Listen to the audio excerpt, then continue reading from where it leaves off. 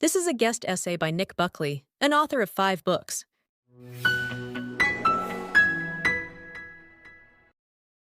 Every time someone dares to ponder the question, were the Nazis socialists?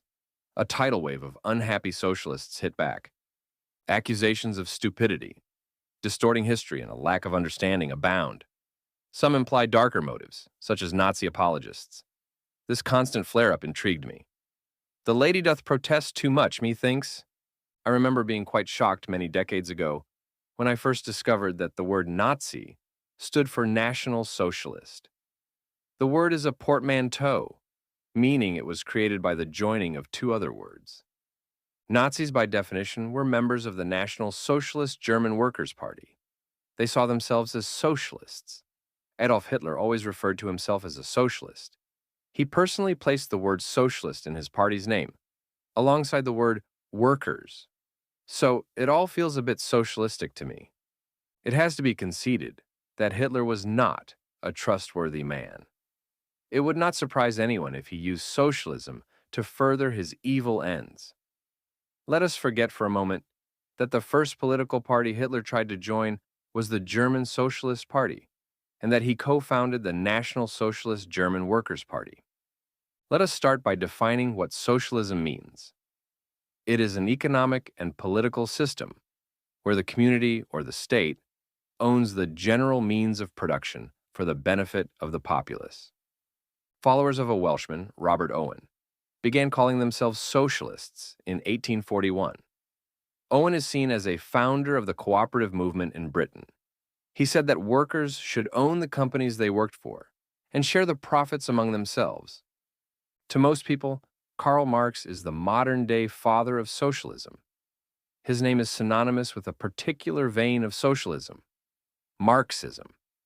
His basic idea was the world is split between the workers and the richer capitalists, who exploit the workers, the proletariat versus the bourgeoisie.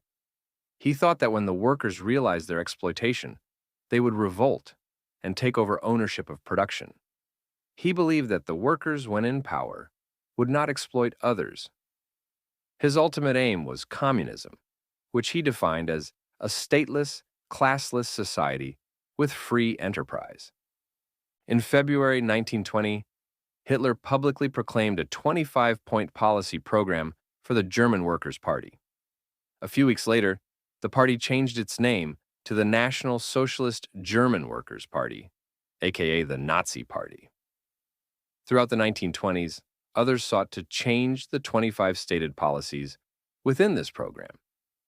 Hitler suppressed every instance of programmatic change.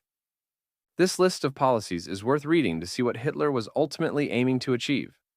I split the 25 points into 2 categories so I could assess the level of socialistic influence. There are 14 socialist-themed points and 11 nationalist-themed ones. The majority of policies are clearly socialist in nature. Hitler wanted to expand old age welfare, break the slavery of rent, nationalize businesses, create profit sharing, and reform land ownership. These are all socialist aims that are still popular today. Hitler was not a capitalist. He berated capitalism. He referred to it as, quote, democratic warmongers and their Jewish capitalist backers. He believed that his war against the UK was fundamentally a battle against capitalism, the German welfare state against the plutocratic capitalist Britain. He even linked the war with anti-colonialism and the Arab struggle against Britain in British Mandate Palestine. When socialists acquire a new mantra, they run with it forever, regardless of facts. Here's Hitler in 1923, in his own words, communism is not socialism. Marxism is not socialism. The Marxists have stolen the term and confused its meaning. We chose to call ourselves the National Socialists. We are not internationalists. Our socialism is national. I think it is becoming clear that Hitler and therefore the Nazi Party were socialists. They were simply a different type of socialist compared to the word's generally accepted meaning today. The Nazis stated that they wanted a type of socialism that only benefited the German state and people, National Socialism.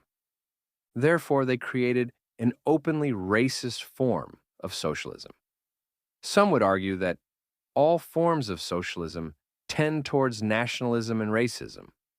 Look at what the Chinese government is doing to the Uyghurs, the Jewish experience in the former Soviet Union, and the genocide in Cambodia, where ethnic and religious minorities were systematically targeted. All this would sound very familiar to a Nazi living 100 years ago. Socialist countries surprise me when they have fortress borders. It's not very international of them. Unless, of course, it is to prevent their own citizens from wandering off to a better life in a capitalistic country. Finally, I have seen many arguments explaining that Hitler could not have been a socialist since he murdered many socialists. This is completely accurate. Hitler killed many socialists. He was an equal opportunities psychopath. You could say he was an early proponent of equity. It did not matter what race, color, or creed you were. If he did not like you, then you died. We know he did not like internationalist socialists. He considered them an enemy. He also did not like communism, Bolshevik plutocratic world conspirators, and their Jewish wire pullers, he said. When it came to competition, he eradicated it. Socialism comes out of revolution. When it is over, the purge begins. If we want to talk about who has murdered other socialists, then we must start with Lenin, Stalin, and Mao. Reaching the top of any socialist state requires a level of brutality not within most people. Northern Ireland has a history of Protestants and Catholics murdering each other. Both groups claim they are Christian.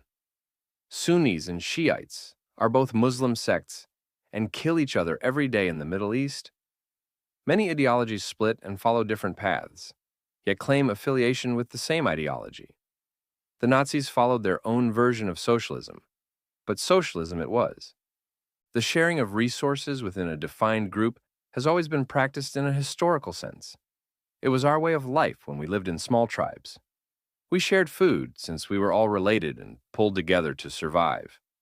I believe this innate sense of a very basic type of sharing socialism is programmed into human DNA. This is why the idea of a socialist utopia will not die. But there is a huge difference between sharing in a small family-oriented tribe and sharing in a nation-state of millions. Even after the undisputable atrocities of 20th century socialism, the idea of from each according to his ability to each according to his needs still reverberates and remains popular.